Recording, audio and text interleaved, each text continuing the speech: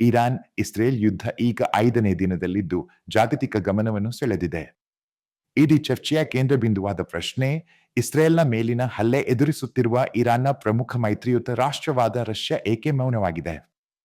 ಇದು ಸುಮ್ಮನೆ ಕುತೂಹಲವಲ್ಲ. ಮಾಧ್ಯಮ ವಿಶ್ಲೇಷಕರು, ತಂತ್ರಜ್ಞರು ಈ ಮೌನದ ಹಿಂದೆ ಇರುವ ತಂತ್ರಗಳನ್ನು ವಿಶ್ಲೇಷಿಸುತ್ತಿದ್ದಾರೆ.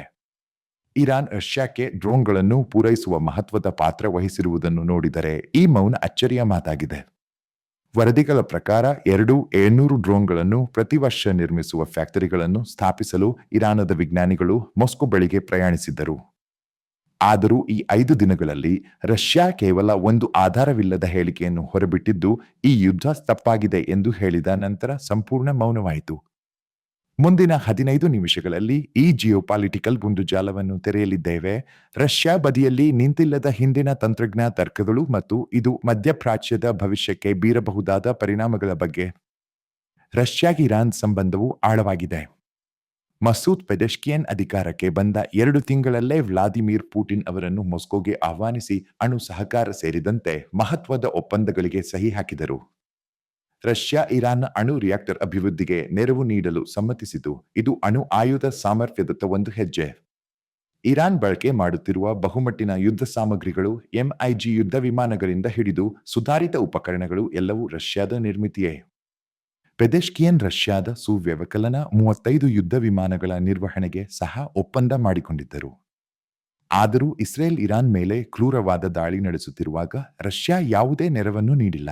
ಇದೇ ಪುಟಿನ್ ಯುದ್ಧ ಭೂಮಿಯಲ್ಲಿ ನಿಂತು ಮಿತ್ರ ರಾಷ್ಟ್ರಗಳ ಪರವಾಗಿ ಡಿಪ್ಲೊಮ್ಯಾಟಿಕ್ ಹೇಳಿಕೆಗಳನ್ನು ನೀಡಬಲ್ಲವರು. ಭಾರತ ರಚಿಸಿರುವ ಬ್ರಹ್ಮೋಸ್ ಕ್ಷಿಪಣಿಯಂತೆಯೇ 2 ಪಾಲು ಉಪಯೋಗದ ತಂತ್ರಜ್ಞಾನವನ್ನು ರಷ್ಯಾ ಇತರರಿಗೂ ನೀಡಬಲ್ಲದು. ಹಾಗಾದರೆ ಈ ಮೌನ ಯಾಕೆ? ಇದರ ಹಿಂದೆ ಹಲವು ಪ್ರಮುಖ ಕಾರಣಗಳಿವೆ. 1. ಟ್ರಂಪ್-ರಷ್ಯಾ ಸಂಬಂಧಗಳು. ಅಮೆರಿಕ ಈಗ ಇಸ್ರೇಲ್ಗೆ ಸಂಪೂರ್ಣ ಬೆಂಬಲ ನೀಡುತ್ತಿದೆ.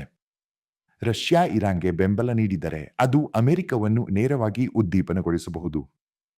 ಟ್ರಂಪ್ನಿಂದ ಪ್ರೇರಿತ ಅಮೆರಿಕನ್ ಆಡಳಿತ ರಷ್ಯಾವನ್ನು ಮತ್ತಷ್ಟು ಸಂಕಷ್ಟಕ್ಕೆ ಒಳಪಡಿಸಬಹುದು. 2. ಇಸ್ರೇಲ್ನ ಸೇನೆಗೆ ಜುಳಿಯುವ ಅರ್ಥವಿಲ್ಲ. ಇಸ್ರೇಲ್ ಅತಿದೊಡ್ಡ ತಂತ್ರಜ್ಞಾನ ಮತ್ತು ಗುಪ್ತಚರ ಸಾಮರ್ಥ್ಯ ಹೊಂದಿರುವ ದೇಶ. ಇದನ್ನು ಎದುರಿಸುವುದು ಆತ್ಮಹತ್ಯೆಯಂತೆ. 3. ಆರ್ಥಿಕ ಸ್ಥಿತಿ. ಉಕ್ರೇನ್ ಯುದ್ಧದಿಂದ ರಷ್ಯಾ ಈಗಾಗಲೇ ಬಡಗಾಗಿದೆ. ಆದರೆ ಯುದ್ಧ ಸಮಯದಲ್ಲಿ ಯುಎಇ ಮತ್ತು ಸೌದಿ ಅರೇಬಿಯಾದಂತಹ ರಾಷ್ಟ್ರಗಳು ರಷ್ಯಾದ ತೈಲವನ್ನು ಖರೀದಿಸಿ ಶುದ್ಧಗೊಳಿಸಿ ಮತ್ತೊಮ್ಮೆ ಪೂರೈಸುವ ಮೂಲಕ ರಷ್ಯಾವನ್ನು ಆರ್ಥಿಕವಾಗಿ ಉಳಿಸಿದವು. ಆ ಸಂಬಂಧವನ್ನು ಕಳೆದುಕೊಳ್ಳಲು ರಷ್ಯಾ ಇಚ್ಛಿಸುವುದಿಲ್ಲ. 4. ಸೌದಿ ಮತ್ತು ಯುಎಇ ವಿರೋಧ. ಇರಾನ್ನ ಅಣು ಯೋಜನೆಗೆ ಗಲ್ಫ್ ರಾಷ್ಟ್ರಗಳು ತೀವ್ರವಾಗಿ ವಿರೋಧ ವ್ಯಕ್ತಪಡಿಸುತ್ತಿವೆ. ಈ ಹಿನ್ನೆಲೆಯಲ್ಲಿ ಇರಾನ್ಗೆ ಬೆಂಬಲ ನೀಡುವುದು ಈ ರಾಷ್ಟ್ರಗಳೊಂದಿಗೆ ದ್ವೇಷ ಹುಟ್ಟಿಸಬಹುದು. 5. ಮಾಸ್ಕೋದಲ್ಲಿನ ಯಹೂದಿ ಸಮುದಾಯದ ಪ್ರಭಾವ. ರಷ್ಯಾ ಸರ್ಕಾರದಲ್ಲಿಯೂ ಮತ್ತು ಸಮಾಜದಲ್ಲಿಯೂ ಯಹೂದಿ ಸಮುದಾಯದ ಬಲವಿದೆ. ಇಸ್ರೇಲ್ ವಿರೋಧಿ ನಿಲುವು ಅಂತರ್ಗತ ಅಶಾಂತಿಯನ್ನು ಉಂಟುಮಾಡಬಹುದು. 6. ಬಶರ್ ಅಲ್-ಅಸದ್ ಪಾಠ. ಸಿರಿಯಾದಲ್ಲಿನ ರಷ್ಯಾದ ಮತ್ತೊಂದು ಮೈತ್ರಿ ನಾಯಕ ಅಸದ್ ಮುಸ್ಕರಿಸಲು ಮಾಸ್ಕೋ ಪರಾರಿಯಾಗಬೇಕಾಯಿತು. ಈಗ ಇರಾನ್ ಸಹ ಅಂತಹ ಪರಿಸ್ಥಿತಿಯಲ್ಲಿದೆ. ಮಿತ್ರರು ಬಿದ್ದು ಹೋಗುವಾಗ ರಷ್ಯಾ ನಿರ್ಲಿಪ್ತವಾಗಿದೆ. 7. ಚೀನಾದ ತಟಸ್ಥ ನಿಲುವು. ಚೀನಾ ಸಹ ಇರಾನ್ಗೆ ಬೆಂಬಲ ನೀಡದ ನಿಲುವು ಹಿಡಿದಿದೆ. ಏಕೆಂದರೆ ಸೌದಿ ಮತ್ತು ಯುಎಇ ಚೀನಾದ ಪ್ರಮುಖ ವ್ಯಾಪಾರ ಸಹಭಾಗಿಗಳು.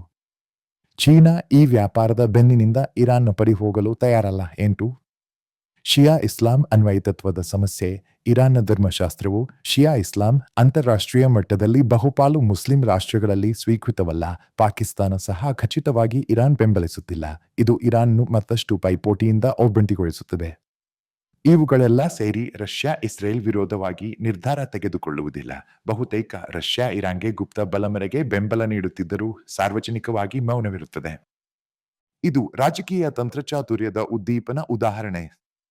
ಭಾರತದ ಕಾರ್ಯಕರ್ತರಿಗೆ ಈ ಪರಿಸ್ಥಿತಿ ಎಚ್ಚರಿಕೆಯ ಸಂಕೇತವಾಗಿದೆ. ಯುಎಇ ಮತ್ತು ಸೌದಿ ಅರೇಬಿಯಾ ದಕ್ಷಿಣ ಏಷ್ಯಾದ ಲಕ್ಷಾಂತರ ಭಾರತೀಯರಿಗೆ ವಾಸಸ್ಥಳ. ಇರಾನ್ ತನ್ನ ವೈಫಲ್ಯವನ್ನು ಮುಚ್ಚಿಕೊಳ್ಳಲು ಈ ಪ್ರದೇಶದ ವಿರುದ್ಧ ಕಿಡಿಕಾರಿದರೆ ಭಾರತೀಯರು ನೇರ ಬಲಿಯಾಗಬಹುದು. ರಷ್ಯಾದ ತಟಸ್ಥತೆ ಈ ಉಲ್ಬಣವನ್ನು ನಿಯಂತ್ರಿಸಬಹುದು, ಆದರೆ ಸಂಪೂರ್ಣವಾಗಿ ತಡೆಯಲಾರದು. ಭಾರತದ ಆರ್ಥಿಕ ಬಿಕ್ಕಟ್ಟು. ಯುದ್ಧದಿಂದಾಗಿ ಗಲ್ಫ್ ತೈಲ ಸಂಗ್ರಹಣಾ ಸ್ಥಾಪನೆಗಳು ಅಥವಾ ಸಾಗಣೆ ಮಾರ್ಗಗಳ ಮೇಲೆ ದಾಳಿ ನಡೆದರೆ ತೈಲ ಬೆಲೆ ಏರಿಕೆಯಾಗಬಹುದು. ಭಾರತ ಬಹುತೇಕ ತೈಲವನ್ನು ಈ ಪ್ರದೇಶದಿಂದ ಆಮದು ಮಾಡಿಕೊಳ್ಳುತ್ತದೆ. ಇದರ ಪರಿಣಾಮ ಭಾರತದಲ್ಲಿ ಉಲ್ಬಣ ಆರ್ಥಿಕ ತೊಂದರೆಗಳು, ನಿರೀಕ್ಷಿಸಲಾಗದ ಬದಲಾವಣೆಗಳು ಸಂಭವಿಸಬಹುದು. ಪುಟಿನ್ಗೆ ಮಹತ್ವಪೂರ್ಣ ಅಂತಾರಾಷ್ಟ್ರೀಯ ಪ್ರಾಮುಖ್ಯತೆ ಉಳಿಸಿಕೊಳ್ಳಬೇಕಿದೆ. ರಷ್ಯಾದೊಳಗಿನ ಯಹೂದಿ ಸಮುದಾಯ, ಸೌದಿಯುರಿ ತೈಲ ಆಧಾರಿತ ಆರ್ಥಿಕತೆ, ಪಾಶ್ಚಿಮಾತ್ಯ ದೇಶಗಳ ಆರ್ಥಿಕ ಬಿಕ್ಕಟ್ಟು ಇವುಗಳೆಲ್ಲ ಇರಾನ್ನೊಂದಿಗೆ ಇರುವ ಯಾವುದೇ ತಾತ್ವಿಕ ಅಥವಾ ಸೈನಿಕ ಮೈತ್ರಿಕತೆಯನ್ನು ಮಿಂಚಿ ಹೋಗುತ್ತವೆ. ಈ ಎಲ್ಲ ಘಟನಾವಳಿಗಳು ನಮಗೆ ಸ್ಫಟಿಕವಿಲ್ಲದ ರಾಜಕೀಯ ವಾಸ್ತವವನ್ನು ತಿಳಿಸುತ್ತವೆ. ಜಿಯೋಪಾಲಿಟಿಕ್ಸ್ನಲ್ಲಿ ಮಿತ್ರತೆಗಿಂತ ಸ್ವಾರ್ಥ ಪ್ರಮುಖ. ರಷ್ಯಾ ಮತ್ತು ಚೀನಾದಂತಹ ರಾಷ್ಟ್ರಗಳು ಇರಾನನ್ನು ಈಗ ಪರಿಗಣಿಸುವುದಿಲ್ಲ. ಅವರು ತಮ್ಮ ವ್ಯವಹಾರ, ತೈಲ ವ್ಯಾಪಾರ ಮತ್ತು ಅಂತಾರಾಷ್ಟ್ರೀಯ ತಂತ್ರಜ್ಞಾನಗಳಿಗೆ ಹೆಚ್ಚು ಪ್ರಾಮುಖ್ಯತೆ ನೀಡುತ್ತಿವೆ. ಇದೀಗ ಮಧ್ಯಪ್ರಾಚ್ಯ ನಿಖರವಾದ ತಿರುವಿನಲ್ಲಿ ನಿಂತಿದೆ. ಇರಾನ್ ತನ್ನ ಮೊದಲಿನ ಮಿತ್ರರನ್ನು ಕಳೆದುಕೊಂಡು ಏಕಾಂಗಿಯಾಗಿ ಯುದ್ಧವನ್ನು ನಿಭಾಯಿಸುತ್ತಿದೆ. ಮುಂದಿನ ದಿನಗಳಲ್ಲಿ ಈ ಯುದ್ಧದ ಪರಿಣಾಮಗಳು ಹೇಗೆ ಜಾಗತಿಕ ರಾಜಕೀಯವನ್ನು ರೂಪಿಸುತ್ತವೆ ಎಂಬುದನ್ನು ನಾವು ಬಲು ಆಸಕ್ತಿಯಿಂದ ಗಮನಿಸಬೇಕಾಗಿದೆ.